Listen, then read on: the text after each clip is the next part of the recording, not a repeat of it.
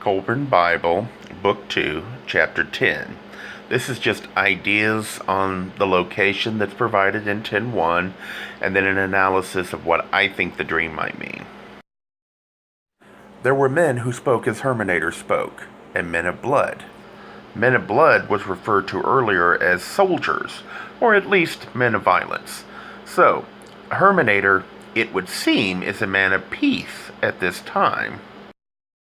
As for the location, it says the Great River. I thought it could be the Nile, but it says bitter waters of the west, and I thought that would be the Dead Sea.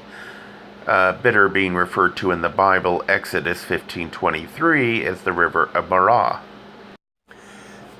In Bible, the Great River was referred to as the Euphrates. So, between the Jordan River, Dead Sea, and maybe the Euphrates.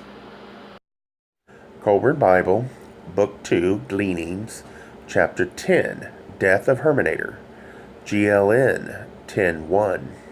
In the days when the El-Shamban were gathered in war hosts, Hurmenator departed with his household and the household of Enchedi to dwell in the land between the great river of sweet waters and the bitter waters of the west.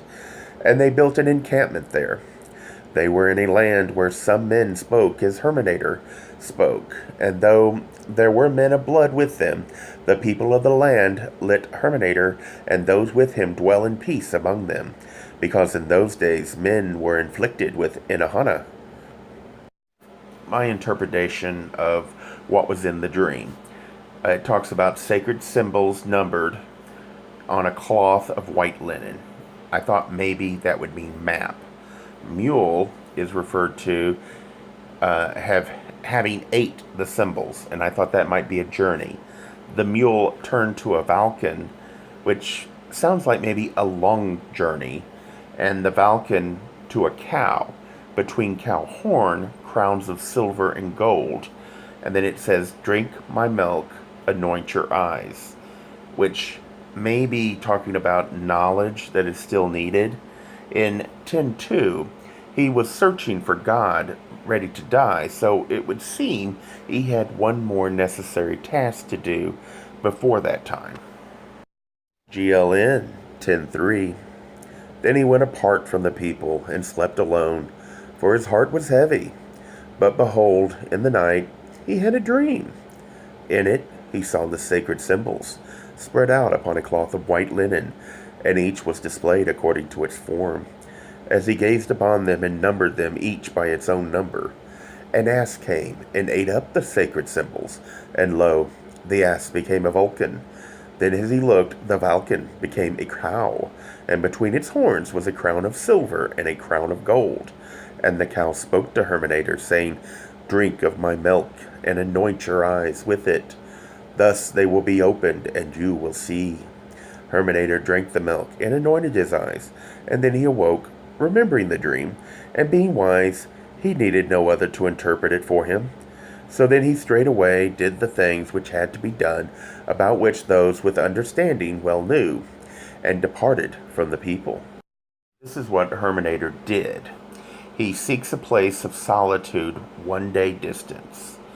He gets halfway there, and he became weary, so he went to sleep. Then a great flash of light hit him very near him, and then there was a great noise, and he was blinded by the light, which sounds like maybe a flash of lightning, and then it talks about God announcing himself. GLN 10.4. Hurmenator went out towards a place of solitude, about 1 day's journey distant. Having gone about half the way, he became weary under the noonday sun, and so sat down beneath a tree to rest in its shade. Then as he drowsed, behold, a great flash of light came down from out of heaven, and it smote the ground before him. He heard a great noise like a mighty whip crack, and he was blinded. Then he heard a voice saying, behold, I am here, the God of gods and the God of men in the beginning. Hearing this, Hurmenator fell upon his face and cried, O great one, I am your servant. This is a start of a conversation that he has with God. And at first, God's talking about something that sounds a lot like maybe a psychedelic drug, like the Oracle of Delphi would tend to experience from the gases, and that it can be misused given to a person of weak character. GLN 10:5. Then God said, "Wherefore would you open a door unto me? Because the race of man has been defiled, and men are no longer with me. Am I not the withdrawn one, the hidden one?" GLN 10:6. Hurmenator, still on the ground, answered, "O Father of the gods, I, your servant, would know your will. I have a task nigh finished, and seek to know whether it is well in your sight, or whether it is a thing done without your blessing." GLN 10:7. God answered Hurmenator, saying, "Is this not a sacred thing, a heritage saved and handed down from the days when men walked with me? Therefore it is a good thing, though care must be taken to ensure it is not disclosed to the eyes of profane man. The concoctions which, when properly compounded, will enable man to span the spheres, can also, used otherwise, give men near unlimited potency and extreme pleasure with womankind.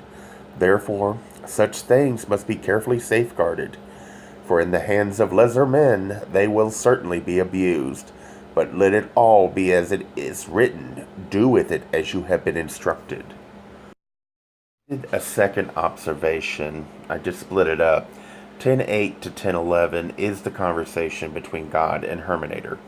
And to me, it sounds like he's explaining why there is a veil between God and man.